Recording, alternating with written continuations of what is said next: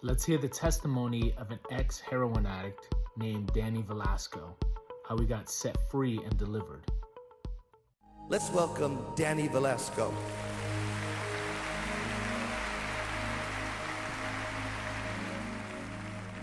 Hi family, how are you?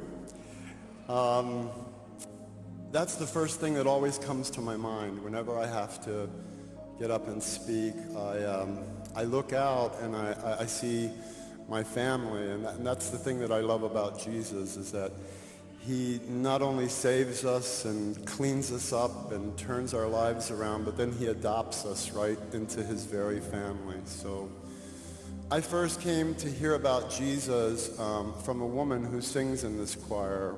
My life was a mess. I was a heroin addict for many years, and she began to tell me about the love of Jesus Christ and that Jesus could make a way for me if I would just call on his name. And it was very hard for me to believe. It was very hard for me to believe that some guy who died 2,000 years ago on a cross could have any effect on my life today.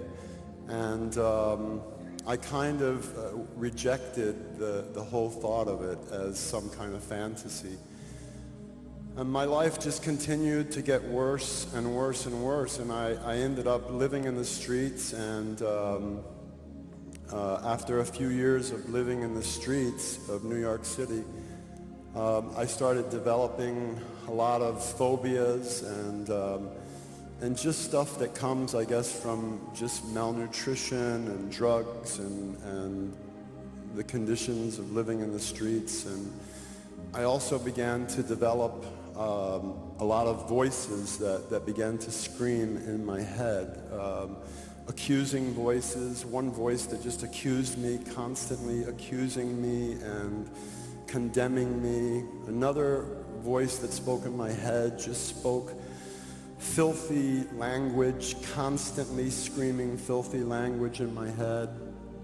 Another voice just laughed and laughed and laughed and laughed uncontrollably in my head. And I began to talk to these voices, talk back to these voices, and I was just a crazy man walking the streets of New York, riddled with phobias and all kinds of fears and these voices that screamed in my head and that I was talking to. So if you walked by me on the street, you've probably walked by people like that every day in New York. I was the most hopeless guy on the planet.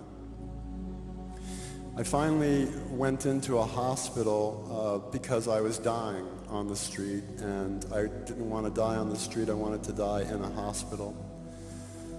I had hepatitis A, hepatitis B, hepatitis C now, and they admitted me right away into the hospital.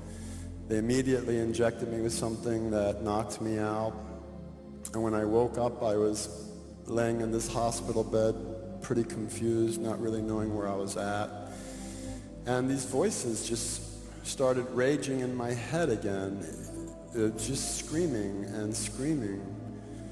And in the midst of all of those voices, I don't know today as I look back whether it was something that I remembered or whether an angel whispered in my ear, but for one moment I heard a sweet little voice that said, "The day you call on the name of the Lord, he's going to set you free."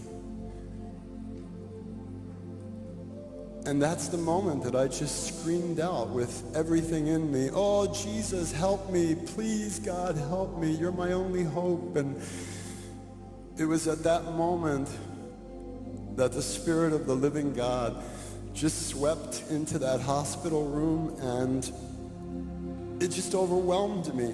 It was as if he was all around me, and I knew that he was touching me and healing me. And immediately all the voices in my head stopped, and all the fears and all the phobias just dropped away from me.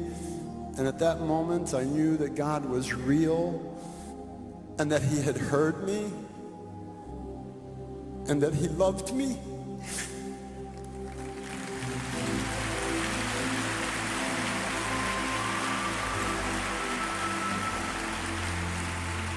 And I knew that I would never be the same again. And so now some years have passed, and the Lord has brought me here to Brooklyn Tabernacle, where I first heard about the good news, the gospel of Jesus Christ.